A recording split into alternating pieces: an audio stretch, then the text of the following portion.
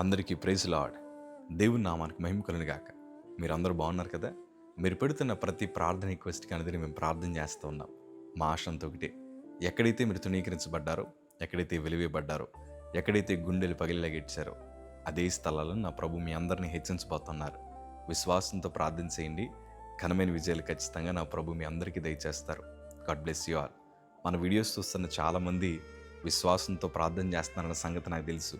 ఎందుకంటే మీరు పెడుతున్న కామెంట్స్లో మీ విశ్వాసాన్ని చూడగలుగుతున్నాను. అయ్యా, మీ శోధనల మధ్య నడుస్తున్న ప్రభు మా కార్యం జరిగిస్తాడు, మీరు మా కోసం ప్రార్థించండి. మీరు పెడుతున్న ప్రార్థన రిక్వెస్ట్లో నాకు అర్థమవుతుంది ఏంటంటే మీరు ప్రభుని చాలా ప్రేమిస్తున్నారు. దేవుడు తప్ప మాకు వేరే ఆధారం లేదయ్యా అని మీ మాటలు నాకు అర్థమవుతుంది. ఒక దైవజనుడిగా నా హృదయం చాలా సంతోషపడుతుంది. దైవజనమా, మీకు మాట చెప్పనా, మీ విశ్వాసమే మీ విజయానికి కారణమవుతుంది. మీరేమీ కలవరపడద్దు. ప్రభు మీకోసం ఒక సమయాన్ని నిర్ణయించాడు. కొన్నిసార్లు జీవితంలో మన పరిస్థితులన్నీ చేదాటిపోయినట్లు కనిపించవచ్చు. కానీ అంచునున్నా మిమ్మల్ని పట్టుకొని లేవనెత్తగలిగిన ఒకే ఒక్క సమర్థుడు. ఎన్నడూ మీ విశ్వాసం నుండి తొలగొద్దు. మీ ప్రార్థన అట్లాగే కొనసాగుతూ వెళ్ళండి. కుటుంబాలుగా కలిసి ప్రార్థించండి, ఒంటరిగా ప్రార్థించండి, సంఘములు ప్రార్థించండి, ఉపవాస దినములు చాటించి ప్రార్థించండి. విశ్వాసముతో ప్రభు వైపు చూడండి. దేవుడు తెరిచిన ద్వారములు ఈ ప్రపంచంలో ఏ మానవుడు మూయలేడు. అలాంటి బలమైన కార్యాలు మీ విశ్వాసం ద్వారా దేవుడు మీ కుటుంబాల్లో జరిగించబోతున్నాడు. దేవుని ఇష్టాన్ని మీరు సంపాదించగలిగితే, దేవుని కనుదృష్టి మీ కుటుంబాల మీద ఉండగలిగితే గొప్ప విజయాలు, ఎన్నడూ చూడని ఘనమైన కార్యాలు, సాధారణమైనవి కాదు మీ అసాధారణమైన కార్యాలు మీ బ్రతుకులు దేవుడు జరిగిస్తూ వస్తారు. దేవుని వాక్యంలో నన్నెంతగానో బలపరిచిన మాట, హెబ్రీయులకు రాసిన పత్రిక 11వ అధ్యాయము 6వ మాట మనం చదవగలిగితే, విశ్వాసము లేకుండా దేవునికి ఇష్టడై ఉండుట అసాధ్యము. దేవుని యొద్దకు వచ్చువారు ఆయన ఉన్నాడనియు, తను వెదుకు వారికి ఫలము దయచేయగలిగిన వాడనియు నమ్మవల్ని కదా. దేవుని యొద్దకు వచ్చువారు, దేవుని వెదకే వారికి దేవుడు ఫలమును దయచేయగలిగిన దేవుడని మనం ఖచ్చితంగా నమ్మాలి. దేవుని ఇష్టాన్ని సంపాదించాలంటే విశ్వాసం ఒక కీలక పాత్రను వివరిస్తోంది. సంఘములో ఉన్న వారందరూ కూడా ఇదే బోధిస్తూ ఉంటాను, మీరందరూ విశ్వాసముతో ప్రార్థించండి. ఎందుకంటే 12 సంవత్సరాల రక్తస్రావం కలిగిన స్త్రీ నానా యాతనలు పడింది. తిరగని వైద్యుడు లేడు, ఎక్కని గుమ్మము లేదు, వాడని మందు లేదు, ఎంతో ధనము ఖర్చు పెట్టింది. 12 సంవత్సరాలు రాని స్వస్థత ఒక శుభవార్త ద్వారా ఆమె జీవితంలో అద్భుతం జరిగింది. ఆ వార్త ఏంటి తెలుసా? ఆమె యేసును గూర్చి వినదే. ఈరోజు మనందరం ఎంత ధన్యులమంటే ఇప్పుడు మనం వింటుంది ప్రభు కోసమే. దేవుడు ఆశ్చర్యకార్యములు జరిగిస్తాడని, ఆయన శూన్యములు సృష్టించేసిన దేవుడని, మరణిస్తున్న వారు లేపుతాడని, క్యాన్సర్ కూడా దేవుడే ఆన్సర్ అని, మరణకర వ్యాధుల నుంచి బ్రతికించగలిగిన ఒకే ఒక సమర్థుడని, పడిపోయిన కుటుంబాలను తిరిగి కట్టగలిగిన దేవుడని, ఎన్నో సంవత్సరాలుగా జరగని కార్యములు ఈ క్షణమే జరిగించగలిగిన దేవుడని మనం ప్రభు యొక్క శక్తిని కోసం వింటున్నాం. వినుట ద్వారా విశ్వాసం కలుగుతుంది. ఆ 12 సంవత్సరాలు ఎంతోమంది వైద్యుల కోసం విన్నది, కానీ ఒకానొక సమయాన్న ఆమె ప్రభు కోసం విన్నది. వెంటనే విశ్వాసాన్ని కూడబెట్టుకుంది. ఆమె ఏమనుకుందో తెలుసా?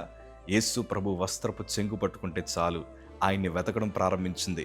ఆ ప్రభు వస్త్రపు చెంగు పట్టుకోగానే నేను బాగుపడతానని హృదయంలో విశ్వాసాన్ని కూడబెట్టుకుంది. ప్రభువుని వెతకడం ప్రారంభించింది. గుంపుల మధ్యలోని యేసు ప్రభుని పట్టుకోగానే దేవునిలో ఉండే ప్రభావాన్ని అనుభవించగలిగింది. వెంటనే ఆమెలో ఉండిన బలహీనతను దేవుడు తొలగించాడు. యేసు ప్రభుల వారన్న మాట ఏంటి తెలుసా? తల్లి, నీ విశ్వాసమే నిన్ను బాగు చేసింది. అంటే విశ్వాసములో ఎంత గొప్ప విజయము దాగుందో ఒకసారి మీరు అర్థం చేసుకోండి. ఈరోజు విశ్వాసంతో ప్రార్థిస్తున్న మీ అందరికీ అదొక శుభవార్త. దేవుడు ఘనమైన కార్యాలు మీ బ్రతుకులు జరిగించబోతున్నాడు. ఎన్నో సంవత్సరాలుగా జరగని కార్యములు మీ ప్రార్థన ద్వారా, మీ విశ్వాసము ద్వారా దేవుడు జరిగించబోతున్నాడు.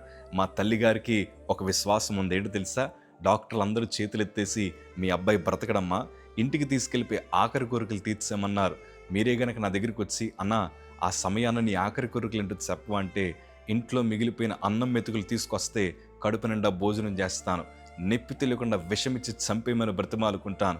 అలాంటి పరిస్థితుల మధ్య జీవిస్తున్నాం మేము. ఒకవైపు చూస్తే మా చేతులు 50,000 మాత్రమే ఉన్నాయి, కానీ డాక్టర్లు 70-80 లక్షలు ఖర్చు అవుతాయి అన్నారు. ఒకవైపు చూస్తే ధనము లేదు, మరొక వైపు చూస్తే నాకు మందులు ఎక్కించడానికి నా శరీరంలో శక్తి లేదు. ఎన్ని అపజయాల మధ్యన మా తల్లిగారి నోటంట వచ్చిన ఒకే ఒక్క మాట ఏంటి తెలుసా? మనుషులకు వైద్యులకు అసాధ్యమేమో కానీ మేము ఆరాధిస్తున్న దేవునికి సమస్తము సాధ్యమని వాళ్ళందరికీ చెప్పి, మీరు జాయిన్ చేసుకోండి అయ్యా, నా ప్రభు కార్యం జరిగిస్తాడు. ధనమును దేవుడు సమకూరుస్తాడు, ఆరోగ్యాన్ని కూడా ప్రభువే ఇస్తాడు. నా కొడుకుని దేవుడు బలమైన దైవజనుడిగా నిలబెడతాడని అందరి మధ్యన చెప్పినప్పుడు వాళ్ళందరూ ఏమనుకున్నారంటే, కొడుకుని బ్రతికించుకోవడానికి కుటుంబం అంతా పిచ్చోళ్ళు అయిపోయారు, ఆస్తులు అమ్ముకుంటారంట, అప్పుల పాలు అయిపోతారంటని ఇలాగ నోటు మీద వేలేసుకుని హేళన చేసిన వారు ఉన్నారు. కొన్నిసార్లు మాకు ధనం సరిపోక డబ్బులు అడగడానికి బయటికి వెళ్తే ఇప్పుడు చూసారు అడుక్కునే వరలా మార్చబడ్డారని మాకు దగ్గరలో ఉండే కొంతమంది సేవకులు, ప్రభు సేవకులుగా పిలువబడుతున్న వారు ఇలాంటి దూషణ మాటలు మాట్లాడుతూ ఉంటే గుండెలు పగిలేలాగా ఏడ్చాం. చాలా దుఃఖం అనిపించింది, అనాథులుగా అయిపోయేమో అనిపించింది. కానీ విశ్వాసాన్ని కూడబెట్టుకున్నాం. తండ్రి, నీ ప్రవక్తను కాకులతో పోషించవు కదయ్యా, మమ్మల్ని కూడా అట్లా పోషించు ప్రభా. మాకు విశ్వాసం ఉందయ్యా, ఈ శోధన ఈ సమస్య అంతా మా మంచి కోసం నమ్ముతున్నామయ్యా, మమ్మల్ని విడిచిపెట్టే దేవుడు కాదయ్యా అని మోకాళ్ళుండి కుటుంబం అంతా ప్రార్థించగా దేవుని ఘనమైన కార్యాలు తెలుసా, మమ్మల్ని దూషించిన వారి కళ్ళ ముందరే బలమైన సేవకుడిగా దేవుడు తిప్పడం ప్రారంభించాడు. వారి కళ్ళ ముందర నిలబెట్టడం ప్రారంభించారు. చేతులు చాపిన చేతుల్నే ఈరోజు ఆశీర్వాదకరంగా దేవుడు మార్చాడు. కేవలం ఒకటే, మేము విశ్వాసం ఉంచాం.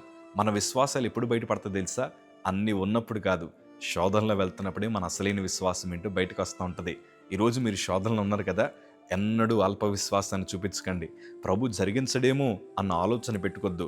ప్రభు నన్ను విడిచిపెట్టేడేమో అన్న తలంపు ఎంత మాత్రం రానివ్వద్దు. నాకు తెలుసు మీలో ఉండే దుఃఖము, బాధ, మీ ఓటములు అట్లాగా మాట్లాడేలాగా చేస్తున్నాయని. కానీ ఏం కంగారు పడకండి. ఈరోజు మనం అనుభవిస్తున్న ఓటములే రేపు ఘనమైన విజయాలు. ఈరోజు మనం అనుభవిస్తున్న రోగమే రేపు మన భోగానికి కారణమవుతుంది. ఈరోజు మనం అనుభవిస్తున్న నిందలు, అవమానాలే రేపటి రోజు మన ఘనతకు కారణమవుతాయి. ఏమీ దిగులు చెందొద్దు. విశ్వాసంతో అడుగులు ముందుకేసుకుంటూ వెళ్ళండి. 12 సంవత్సరాలు బాధపడింది, కానీ క్షణపాటులో దేవుడు అద్భుతం జరిగించాడు. కారణం విశ్వాసం. అంతమంది ప్రభు మీద పడిన జరగని కార్యము, ఇంట్లోనే విశ్వాసాన్ని కూడబెట్టుకుని యేసు ప్రభు వస్త్రపు చెంగు పట్టుకున్న ఆమె మాత్రమే దేవుని ప్రభావాన్ని అనుభవించగలిగింది. రేపు మీరు మందిరానికి వెళ్తారు కదా, ఈరోజు శనివారమే ప్రార్థించండి. ప్రభా, నేను నమ్ముతున్నానయ్యా రేపు ఆరాధనలో నన్ను బాగు చేస్తావని, నేను నమ్ముతున్నానయ్యా రేపు ఆరాధనలో మందిరాల్లో నా కుటుంబాన్ని మారుస్తావని, నేను నమ్ముతున్నానయ్యా ఇప్పటిదాకా మూయబడిన ద్వారములు రేపు నువ్వు తెరవబోతున్నావని. ఈరోజు శనివారమే విశ్వాసాలు కూడబెట్టుకుని రేపు మందిరానికి వెళ్ళండి. గొప్ప అద్భుతాలు మీ జీవితంలో జరుగుతాయి. మీ విశ్వాసమే మీ విజయాలకు పునాదవుతుంది. ధైర్యంగా ఉండండి, ఎన్నడూ వెనుకడుగు వేయద్దు. God bless you.